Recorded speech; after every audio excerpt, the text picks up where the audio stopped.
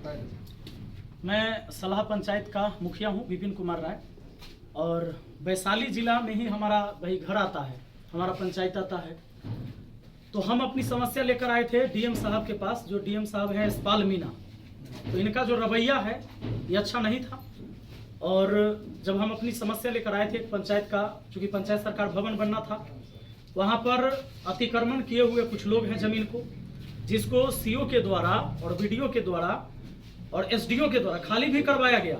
और खाली करवाने के बाद एक बड़े नेताजी का फोन आता है उनके पास, क्योंकि डीएम साहब खुद हमको बोले अरे तुम्हारे नेता का फोन आता है। हालांकि उस नेताजी को मैंने मैसेज भी किया था, कई वीडियो में नाम भी लिया था मैंने। तो उसके बाद वो फिर से क्या कहते हैं कि ऑर्डर दे देते हैं कि भाई रहने दो। अब दोबारा लोग वहां पर जाके फिर गाड़ देते हैं तिरपाल। पंचायत सरकार भवन का निर्माण का जो कार्य था वो बाधित हो गया, रुक गया।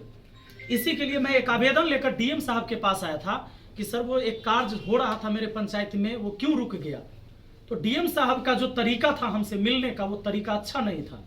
जैसे ही हम अंदर प्रवेश किए थे तो पहले तो हम गए तो बोले प्रणाम सर, भाई कोई अधिकारी है, हम लोग का एक संस्कार में भी बनता है। तो उन्होंने कुछ बोला नहीं। हाँ कौन हो तुम, उनका शब्द पहला निकलता है, कौन हो तुम। बोले कि सर हम सलाह पंचायत के मुखिया हैं, विपिन कुमार राय नाम हुआ हमारा। हाँ क्या बात है। मैंने बोला कि सर हमको पंचायत सरकार भवन निर्माण के संबंध में बात करना है आपसे। हाँ क्या बात करना है। अरे तुम कैसा आदमी हो, ऐसा जमीन बताते हो जिसमें लोग विरोध कर देते हैं, वीडियो वायरल हो जाता है। हम कि सर सरकारी जमीन बताया जाएगा ना आपको, सरकारी जमीन में ही पंचायत सरकार भवन बनेगा। और जो एनओसी दिया गया सीओ के द्वारा, उसके बाद ही तो वर्क ऑर्डर पास हुआ। तुरंत वो कहते हैं इसको बाहर निकालो। ये बात बुरा लगा, क्योंकि एक जनप्रतिनिधि हूं मैं, जनता का आवाज हूं।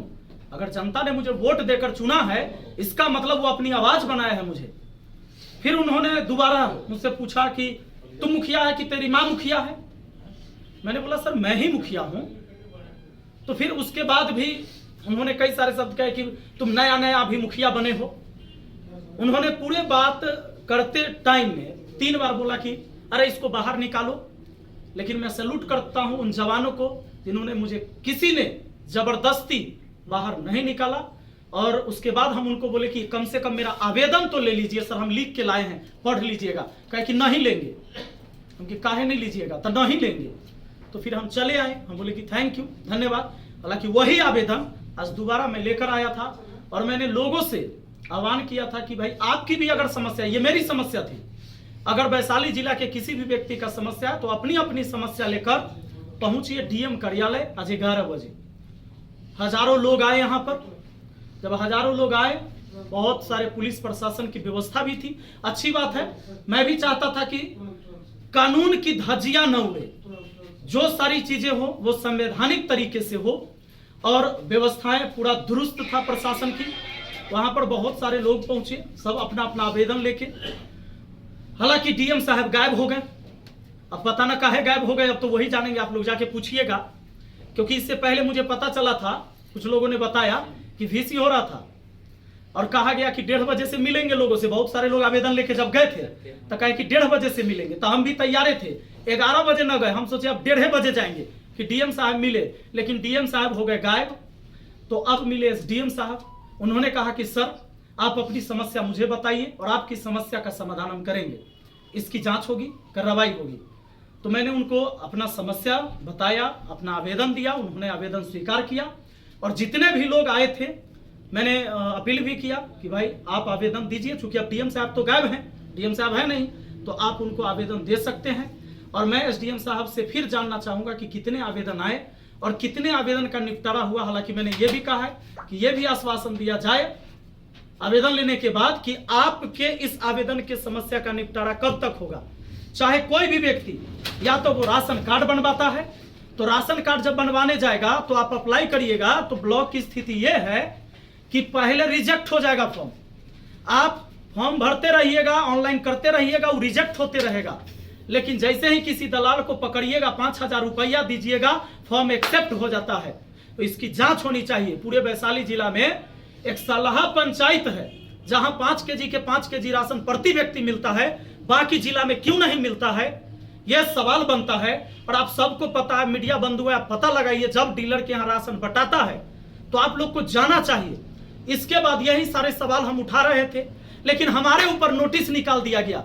ये जो चीजें मैं बोल रहा हूं कि जातीय, आवासीय, राशन कार्ड, शौचालय, आवास, इनमें घूस लिया जाता है। पूरे जिला क्या पूरे बिहार की स्थिति है ये। लेकिन ये बात बोलने पर मेरे ऊपर एक नोटिस निकाल दिया गया है कि आप जो बोलते हो वो झूठी झूठी खबर है। तो भाई भले ही आप मेरे ऊपर फरमान जारी कर दीजिए, ये आपके हाथ में है, लेकिन देखने वाला ऊपर विधाता भी है, उससे तो कम से कम डरिए। इस संसार में सर्वे सर्वा ना आप है ना हम है, हर किसी को एक दिन जाना है। मैंने एक दिन प्रेस कॉन्फ्रेंस किया था शमशान घाट से, क्योंकि वो अंतिम सत्य है, लोग वहीं पर पहुंचते हैं अंतिम में। तो किसी को यह गुमान न रहे, चाहे वो मुखिया हो, विधायक हो, मंत्री हो, संतरी हो, अरे मिलना तो उसी मिट्टी में सबको है। राजा हो या रंक, सभी का अंत एक सा हो। फिर किस बात का गुमान और किस पद का गुमान। लेकिन अगर आप पढ़ लिख कर आए हैं तो आप अपने समाज की उन्नति के लिए आए हैं, इसलिए इस पर कार्य करना चाहिए। और देखते हैं अगर कोई समस्या होती है तो फिर हम डीएम कार्यालय आएंगे, और कोई भी व्यक्ति का समस्या होगा तो मैं एक नंबर भी जारी करूंगा कि डीएम कार्यालय में, हालांकि अब आश्वासन दिया गया एसडीएम साहब के द्वारा कि कोई भी व्यक्ति कभी भी आएगा तो उनकी बातों को सुना जाएगा, आवेदन लिया जाएगा। और यह भी कहा गया है, हमने ये भी कहा था कि जब भी कोई आए तो आप पहले उसको बैठाइएगा और तब पूछिएगा कि क्यों आना पड़े, क्यों आना पड़ा है आपको। विपिन जी, आप लीगल टीम भी लेकर पहुंचे थे, इसी नंबर क्यों आ गए? नहीं, हम तो लेके आएंगे। अब बताइए, झूठा झूठा आरोप लगा देगा तो हम लीगल तरीका से न जाएंगे। हम तो पहले कह दिए कि हम बंदूक वाला मुखिया नहीं है, कलम वाला मुखिया है, और संविधान की ताकत है हमको आपको। ये जो सारी स्वतंत्रता बोलने की, ये संविधान की वजह से।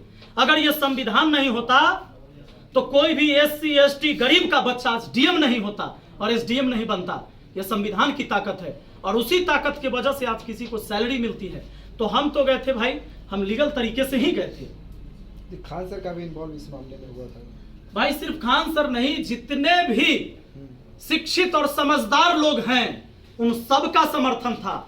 जो भी समझदार लोग हो, वो पढ़े लिखे हैं या नहीं हैं, उन्होंने एक अक्षर पढ़ाई नहीं किया हो, उन लोगों का भी समर्थन था। वो भी वहां पर आए थे अपना आवेदन लेके, और ये दिखाने की अगर आप एक आवेदन नहीं एक्सेप्ट करेंगे तो समस्या देख लीजिए। और मैं डीएम साहब को फिर से कहना चाहूंगा कि एक दिन की इतनी समस्या है, अब जरा सोचिए कि अगर इतनी समस्या क्या आप डेली निपटारा करेंगे तभी वैशाली जिला का विकास होगा। आप कहते हैं कि हम इंदौर बना देंगे हाजीपुर को।